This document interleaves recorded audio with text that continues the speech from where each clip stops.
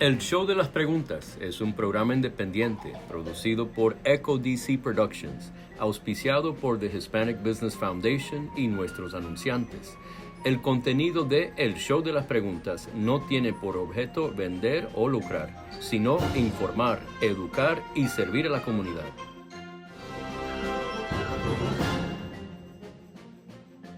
¿Sabía usted que si no le pagan a tiempo, su empleador tiene la obligación de pagarle intereses? En este programa, un abogado le explica cómo proteger sus derechos como trabajador, independientemente de su estatus migratorio, en la zona metropolitana de Washington, D.C. Así también, los latinos están preocupados por las deportaciones de sus familiares y amigos. ¿Por qué? Un abogado de inmigración nos explica qué está pasando y cómo funciona la ley. Finalmente, en el programa, cómo el estrés impacta en la diabetes, una enfermedad muy común entre los latinos. En el panel de expertos nos acompañan el día de hoy el abogado Jonathan Tucker de la Oficina Legal DC Wage Law en Washington, D.C. Betsy Rodríguez, asesora senior de Salud Pública del CDC, y el abogado Carlos Guevara, director del proyecto de política de inmigración en Unidos US. Bienvenidos al Show de las Preguntas. Desde los estudios en Washington, D.C., este es el Show de las Preguntas con Eduardo Carrasco. Soy Eduardo Carrasco. Los trabajadores en Estados Unidos gozan de ciertos derechos legales básicos que les proveen condiciones seguras, sanas y justas en el trabajo. Pero algunos empleadores violan estos derechos fundamentales porque valoran sus ganancias más que a sus trabajadores. Por eso es importante conocer sus derechos. El abogado Jonathan Tucker, del estudio de abogado DC Wage Law, nos explica ¿cuáles son estos derechos básicos en la zona metropolitana de Washington, D.C.? Señor Tucker, bienvenido al programa. ¿Cuáles son los problemas que enfrentan actualmente los trabajadores en general y los latinos en particular? Gracias, señor Carrasco, por tenerme en su programa. Y quería decir que aquí en la Oficina de Pago Justo, localizado aquí en Washington, D.C., vemos que trabajadores en general enfrentan a empleadores que no están pagando todo lo que la ley manda, que no reconocen derechos de ausencia médica, que están robando horas trabajadas. Pero algo en particular que enfrentan muchos latinos es la clasificación errónea como una contratista en vez de como un empleado. Y vemos eso en particular en la industria de la construcción, en servicios de jardinería, en limpieza, también en otras facetas de la economía. ¿Y de qué estoy hablando? Se refiere cuando un jefe decide pagar a la persona sin descontar ningún impuesto, dándoles un 1099 al fin del año en vez de un W2. Así está declarando que tal persona ha sido un contratista. Y el perjuicio del trabajador es que ya el jefe o la empresa no está pagando todos los impuestos que debe al gobierno, que no está contribuyendo al desempleo, al seguro de desempleo, que normalmente no está pagando una compensación de trabajador por casos que hay un accidente. Y esto probablemente puede perjudicar a personas que trabajan en la construcción, en la jardinería, cuando abundan desafortunadamente accidentes de trabajo. También implica que un trabajador muchas veces no estará ganando sus horas extras, o sea que recibe la misma tarifa por hora, sea lo que sea la cantidad de horas trabajadas en la semana, 40, 50, 60, se paga igual por todas las horas. Todo esto son consecuencias de que una empresa de forma errónea clasifica al trabajador como un contratista. ¿Cuáles son los 3 derechos laborales básicos de un trabajador?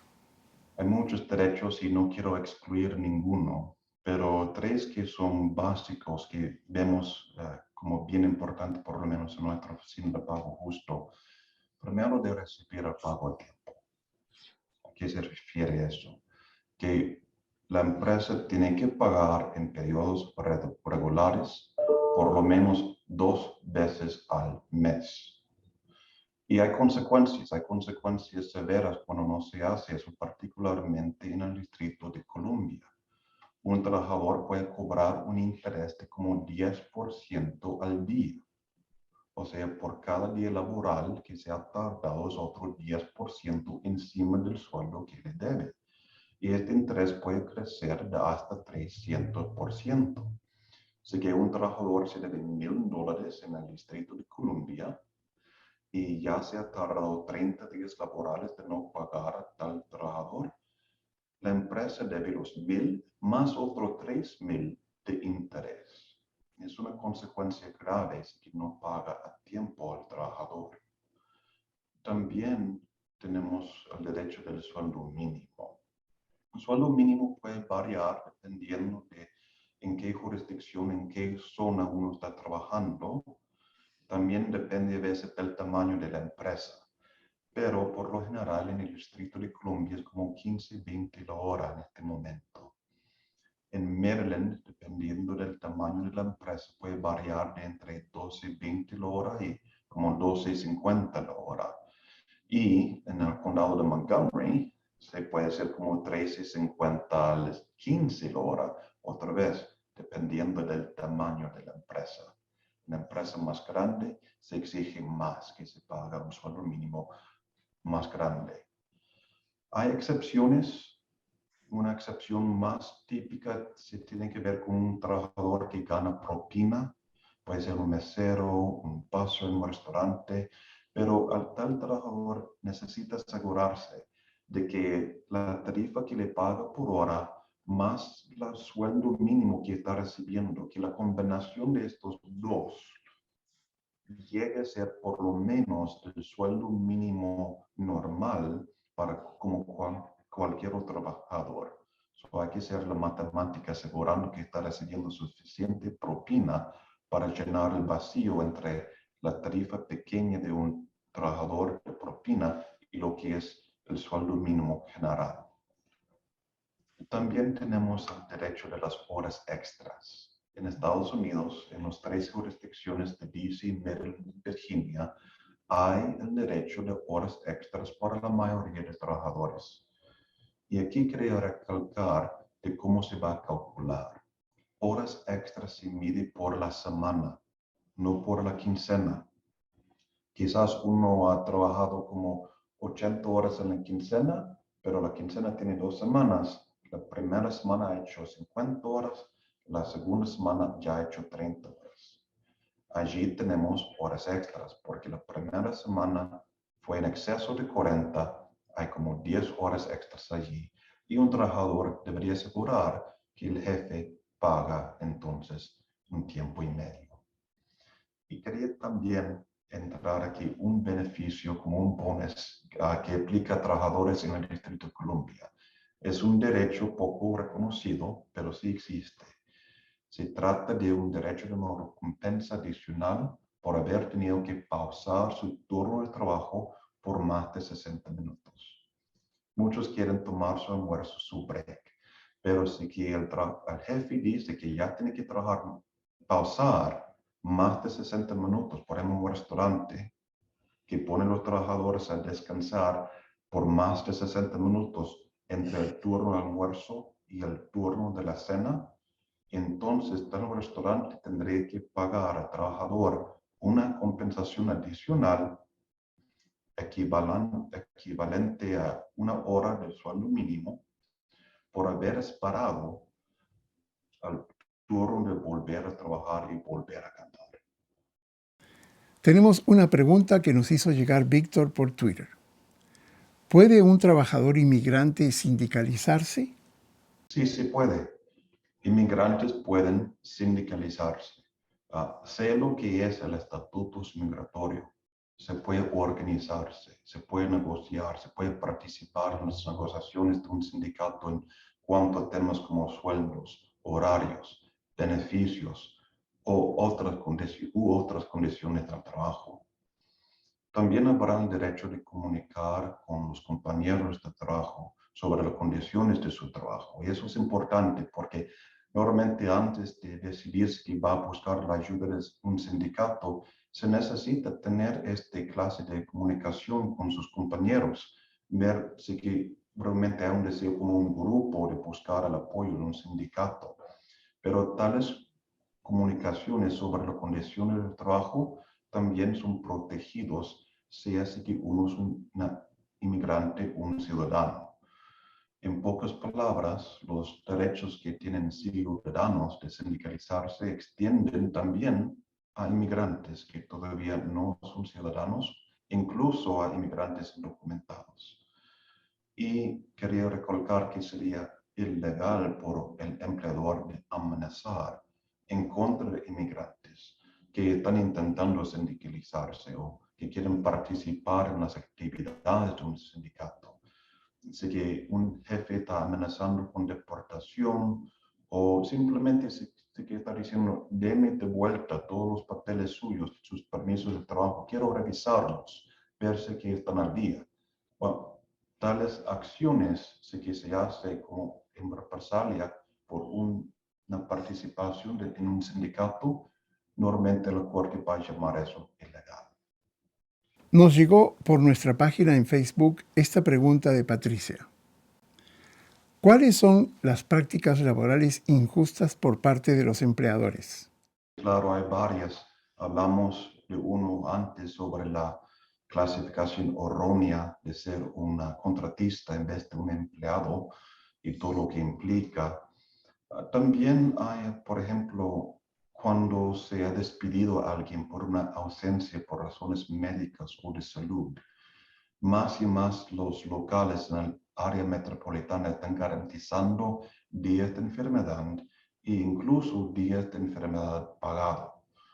Entonces hay que avisar con tiempo que uno va a faltar por unas razones de salud. Pero sí que el jefe dice, mire, no puede tomar el día libre, tiene que aguantar, tiene que llegar a trabajar, necesitamos usted en la línea. Eso es una práctica injusta que también es ilegal. Y si que se despide uno por haber dado un aviso previo de que va a ir al doctor, que va a tener asistencia médica, que está enfermo, entonces se puede demandar a la empresa por este despido. También a veces vemos como una empresa intenta de esquivar los derechos de horas extras por decir que un trabajador es un supervisor salariado. A veces alguien que realmente es un gerente, que realmente tiene el poder de un gerente, que puede despedir a la gente, que puede subir los sueldos, que recibe un salario, tal persona a veces es exento de la ley de horas extras. Pero muchas veces una empresa va a clasificar a cualquier trabajador como un supervisor salariado con fines de ponerlos a trabajar haciendo tarea normal, no haciendo tarea de gerente, con solamente la meta de esquivar o evitar el requisito de pagar horas extras. Cuando volvamos, el estrés no solo nos hace la vida más difícil, sino que impacta en la diabetes.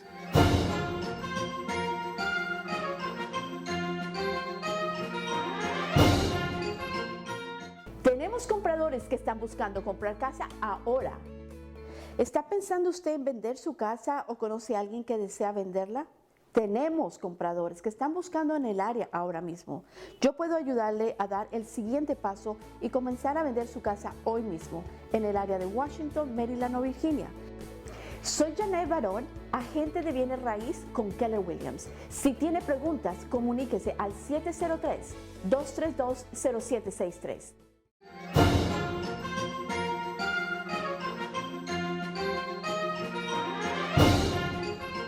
Continuamos con el programa. El estrés puede hacer que sea más difícil controlar la diabetes. Las hormonas del estrés hacen que aumente la presión sanguínea, el ritmo cardíaco y se dispare la glucosa en la sangre. Betsy Rodríguez, asesora senior de salud pública del Centro para la Prevención y Enfermedades CDC, nos explica cómo y por qué ocurre esto. Betsy Rodríguez, bienvenida al programa. ¿Cómo afecta el estrés a la diabetes? El estrés es la tensión que se produce cuando sentimos que no podemos hacer frente a la presión. Y cuando una persona se siente estresada, puede provocarle estos cambios en los niveles de azúcar en la sangre, lo que puede ser muy problemático para las personas con diabetes. El estrés puede afectar la capacidad que tiene una persona de manejar una condición crónica como es la diabetes, que puede ser altamente demandante. Y este estrés se puede producir, digamos, en el momento cuando la persona es diagnosticada, ese shock, no, ¿por qué yo? ¿Por qué a mí? O puede ser cuando la persona está tratando de adaptarse a la enfermedad y a sus demandas, o a las rutinas diarias que tiene que hacer una persona con diabetes para cuidarse. Con el tiempo, señor Carrasco, este estrés puede convertirse en depresión y en enfermedades mentales. Las personas con diabetes tienen mayor predisposición hacia la depresión. Y este estrés y esta frustración constante por los problemas a largo plazo de lo que es manejar el azúcar, mantenerla en rango, puede traer problemas donde el estrés incluso puede hacer que la persona empiece a adoptar hábitos de vida que no son tan saludables, ¿verdad? Como estar menos físicamente activo o comer de más, lo que trae obesidad, alimentarse poco o saludablemente. Algunos pueden beber alcohol o fumar. Todas estas conductas que las conocemos cuando hablamos de estrés y diabetes, hay un término que se llama agotamiento. En inglés le dicen el diabetes burnout, la quemazón. Y eso se transfiere a las demandas que tiene la persona con diabetes cuando es afectada por el estrés. Carlos nos envió esta pregunta por nuestra página en Facebook. ¿Es la diabetes más proclive entre latinos? ¿Por qué? Bueno, si hablamos de esto, tendríamos que hablar un poquito sobre estadísticas, ¿verdad? Por ejemplo, entre los adultos de origen hispano, los mexicanos tienen un 14.4%, seguido por los puertorriqueños que tienen un 12.4%, y estos son seguidos por los centro y sudamericanos que tienen un 8.3%, y finalmente los cubanos que tienen un 6.5% de prevalencia. La media o el promedio de los grupos latinos es de un 11.8 cuando lo comparamos contra un 7.4 en los blancos no hispanos. Entonces, eso viendo los diferentes grupos, ¿verdad?, que tenemos dentro de este renglón que llamamos latino. Y las diferencias estas se ven primordialmente por el acceso a la atención médica entre los grupos raciales, primordialmente los latinos. Los antecedentes familiares también están bien asociados a mayor riesgo de diabetes tipo 2. Y también los riesgos ambientales que constituyen uno de los elementos, yo diría, que más predisponen a las personas hacia el desarrollo de la diabetes tipo 2. En los latinos sabemos que la prevalencia de obesidad, por ejemplo, y de sedentarismo es mayor que los blancos no hispanos. Y entonces tenemos por un lado la herencia, por otro lado los estilos de vida y el pobre acceso a la atención médica hace que esto sea, que la diabetes tipo 2 sea más prevalente en los latinos. Cuando volvamos, una encuesta revela que los latinos están muy preocupados con las deportaciones.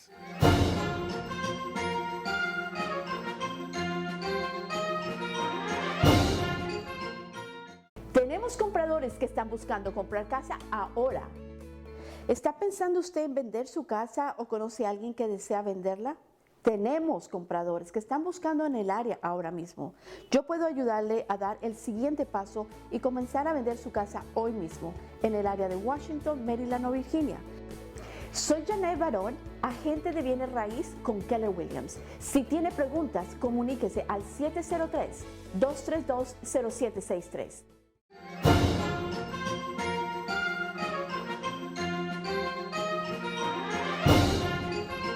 Continuamos con el programa. A los latinos les preocupa la deportación. Esa es una conclusión de la encuesta reciente del Pew Research para explicarnos por qué hay esta preocupación latente en los diversos sectores de la comunidad, independientemente de su estado migratorio. Conversamos con el abogado Carlos Guevara, director del proyecto de políticas de inmigración en Unidos US. Bienvenido al programa, abogado Carlos Guevara. ¿Por qué cree usted que la gente le teme a las deportaciones actualmente? Sí, conocemos de esa encuesta reciente del Pew. Efectivamente, le ofrezco como 3 ideas, creo que pueden ayudar a explicar este concepto. La primera es que la migración es algo sumamente personal para los latinos. Tomamos en cuenta que 8 de cada 10 latinos son ciudadanos americanos y el 9º va camino a ser ciudadano, ya sea residente o tiene un tipo de estatus temporal. Sin embargo, sabemos, y lo vemos también en nuestras propias encuestas, que la mayoría de los hispanos en este país conocen a alguien que es indocumentado, quizás porque es parte de su familia, y por lo mismo es un tema bien personal y lo sigue siendo. Asimismo, también tomemos en cuenta que alrededor de 6 millones jóvenes y niños ciudadanos americanos tienen por lo menos un papá o un ser querido con quien viven que es indocumentado. Así que es algo bien personal. A veces pensamos que el inmigrante vive aparte de una burbuja, pero no es lo correcto. Obviamente sabemos que son partes fundamentales en sus familias, en sus comunidades, y por eso mismo es algo que pega bien fuerte. A la misma vez, sabemos que las reformas, los cambios pueden tomar un tiempo, ¿verdad?, para realizarse. De lo que hemos vivido en los últimos 5 años, en particular los ataques anti-inmigrantes que se han realizado en este país, toman más de un año para cambiar, por más que buenas que sean las políticas. Y lo vemos también en nuestras encuestas y nuestra interacción con la comunidad, que todavía hay preocupaciones, confusión sobre cuáles han sido los cambios, que si efectivamente han cambiado las cosas. Y es parte de la tarea a la que se dedica Unidos US para tratar de efectivamente hacer el caso que están cambiando por bien las cosas, pero entendemos que toma también tiempo. Y por último, pues seguimos viendo que los ataques ahorita con esas campañas y todo eso de la política vuelven de nuevo, así que en realidad estamos viendo un ambiente que es más allá de los 4 años, que pues hay que luchar contra él, pero también está presente todavía y de nuevo, y esperamos que eso cambie, pero sin embargo, en estos momentos de campaña se espera que pues de nuevo los ataques contra el inmigrante en los medios sigan.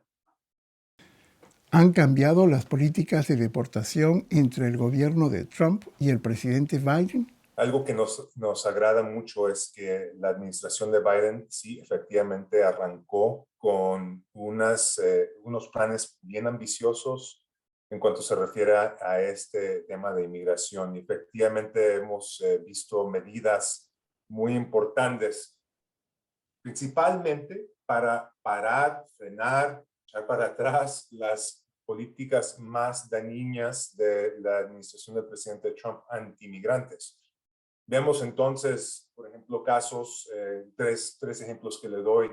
El tema del TPS para los venezolanos, que tanto hablar a través de los últimos 3 años de hacerlo o no hacerlo, entre el presidente Biden se otorga el TPS. También en cuanto a políticas del cargo público que confunden o hacen más complicado el proceso de aplicar para una tarjeta verde, una green card, también se ha frenado. Y por último, también tratar de poner más orden en el sistema de migración en cuanto dónde se van a usar los recursos de deportación, arrestos, en realidad que se usen en donde merecen, es decir, donde los casos meritan y no en casos donde gente que está viviendo en estos países, en este país por mucho tiempo con familias y todo eso. Sin embargo, lo último es, nos queda mucho por hacer todavía y es muy diferente tener una política, un plan de frenar, parar lo malo de la administración previa, pero también una visión positiva a cómo, por ejemplo, se va a dar el paso a la ciudadanía o cómo el presidente va a usar sus propias herramientas para proteger a gente en estos momentos. Y eso es lo que estamos luchando ahorita, lo que estamos esperando ver del presidente y esperemos que se dé una política más positiva, diremos ya propia del presidente para proteger a los inmigrantes. Cuando volvamos, los extras y cómo contactarnos.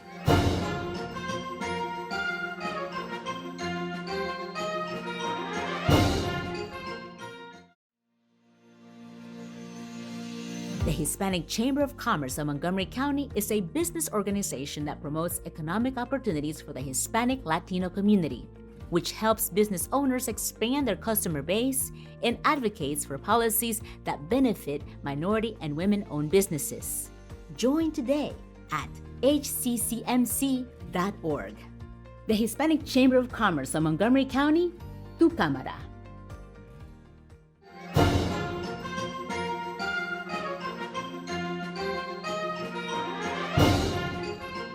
Continuamos con el programa. A partir del 22 de marzo, el servicio de telefonía móvil 3G comenzará a desaparecer. 10 millones de usuarios necesitarán celulares nuevos.